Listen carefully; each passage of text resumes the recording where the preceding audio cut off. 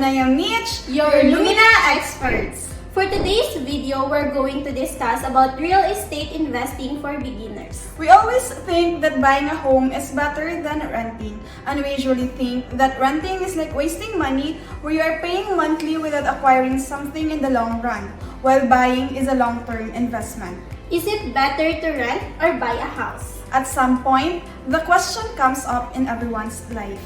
Even a lifetime renter who loves apartment living probably has had a few internal struggles over whether it would be wiser to buy a home versus continue renting. Home ownership has long been a sign of success, but comparing renting to buying isn't all that clear-cut. Renting is less capital intensive and it gives you the freedom to move when you please. But buying a home will help you build equity and wealth. There are many financial implications and lifestyle factors you should consider when you're making the choice of whether to rent or buy. So before you do, make sure to watch this video. What are the pros and the cons? So let's talk about the parameters in terms of the pros and the cons of buying and renting. When you rent, you pay only the rent. No property taxes, no HOA fees, it's one and done. You pay for the utilities, and if something breaks, you call the maintenance folks and it is fixed in a day. Maintenance cost for a house can be a lot. Someday your roof will wear out and insurance policies don't pay for general wear and tear. You'll also spend money to mow the lawn, either by hiring a service or buying a mower.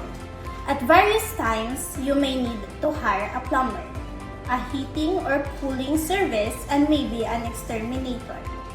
The pros and cons of apartment living are generally flipped. The pros of renting, for instance, are that you don't have to pay maintenance costs, your landlord pay property taxes, and moving out is likely going to be far easier than moving out of a home. And now, we will discuss about the cost factors, building wealth, responsibility for repairs and maintenance, and the flexibility to make changes when buying a home versus renting. Cost factors. You're not only responsible for your monthly mortgage payment when you're a homeowner. You have to pay for repairs, maintenance, taxes, homeowner's insurance, upgrades, and possibly HOA fees. This additional cost can easily make owning a home more expensive than renting, and not all home-related costs build equity. Renters are generally responsible for only rent and utilities. The property owner is responsible for everything else. For an instance, when you rent, you will only be paying the monthly rental and your water and electricity consumption. If your monthly rental is 5,000 per month and your utilities is 1,000 per month, which will also varies on your consumption, so your monthly will be more or less 6,000 per month. But when you buy, let's say for example, you decided to buy a property in Lumina Homes, first, you will be paying the reservation fee, and then 30 days from reservation date, your monthly equity will start until such time it will be paid in full. After equity, your monthly amortization will start, and also you will be paying real property tax and insurances like fire insurance and mortgage insurance.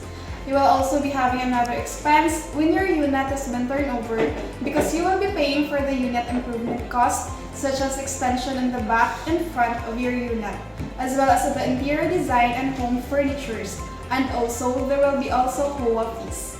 And before you move in, another cost is the application fees for water and electricity, and membership for HOA or Homeowners Association. The upfront cost of renting and buying are dramatically different. You may have to pay an application fee and security deposit to move in as a renter. Buying a home means a much more significant down payment, origination fees, closing fees, taxes, and other expenses. Next is we have building wealth. You build equity in your home as you pay down your mortgage balance.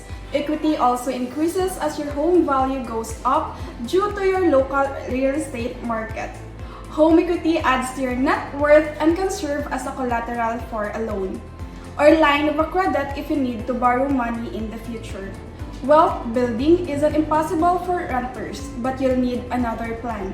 You can increase your net worth by consistently investing the difference if renting is less expensive than buying. For some people, renting is just like throwing money, since you will be paying monthly rental without anything in return, no matter how long you are renting. But when you buy, the value of the property appreciates as time goes by, which means it will be added to your assets. Let's say for example, a Lumina homeowner purchased an Angeli single firewall unit during its pre-selling days way back in 2017, with a total contract price of 1.1 M. And as of today, the current total contract price of Angeli single firewall unit has reached to 2.2 M. The value of the property has increased in double from its original price.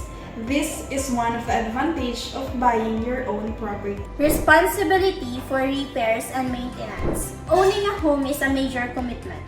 Ryan McCarthy, CFP, says the first question he asks young buyers is whether they're ready for responsibility. You're fully responsible for maintenance and upkeep as a homeowner, whether that means doing the work yourself or hiring a professional. Your landlord will handle the bulk of the maintenance and repair needs if you rent. But the landlord will require you to pay for the damage in most cases if you're the one who caused it. Another one is flexibility to make changes. Renting is a more flexible option if you think you might want to move in the future. You can move at the end of your lease, or you can break your lease and pay any fee that's called for in your rental agreement if your job changes or you want to relocate. But renting generally means that you have to accept the space as is. You don't have much flexibility to make cosmetic changes to the premises. You have creative freedom over your living space as a homeowner. You can paint, redesign, or remodel the interior however you like without anyone's approval or consent. Homeownership doesn't provide much flexibility when it comes to relocating either. You'd have to sell or rent your home or even leave it vacant. But homeownership does protect you from the risk and consequences of eviction. And you have full control over when you leave the home, assuming you don't default on your mortgage. Understanding how both renting and buying will impact you financially is a major part of making the decision. Comparing your local market rent to your estimated mortgage payment can give you an idea of which option is better for you. It's almost the same question as, can I afford to own a house? Still, you have to think beyond many housing expenses there are and ask yourself whether a mortgage lender is likely to give you good terms on a loan for a home. After all, the better the interest you can get, the less pricey your mortgage payment is going to be. The most important step that you should take before leaping headfirst is to evaluate your current debt-to-income ratio, savings, and assets. If you don't do it, a mortgage company will. So analyze your finances first before getting too serious about house hunting. In Lumina, prior to reservation, every client undergoes a pre-qualification process. We always ensure that clients met the qualifications in bank or pag-ibig so that they can evaluate their expenses versus their income. Lumina offers house and lot package that is way more affordable compared to others. We offer bungalow, townhouse, and single firewall units, which can be availed through bank financing with 20 years maximum term loan. When to reconsider renting versus buying? It's smart to reevaluate your living situation as your life and the real estate market change so you can be sure that your choice is still the most beneficial option. A growing family and the need for more space could be motivating factors for buying a home.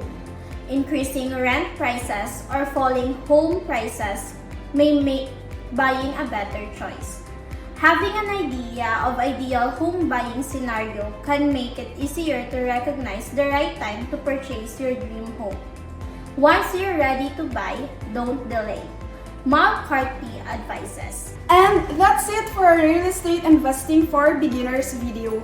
We hope that you've learned something from this video that you could apply when you decide to buy your new home. If you like this video, don't forget to hit the thumbs up button, subscribe, and ring the notification bell so that you'll get notified every time we upload a new video.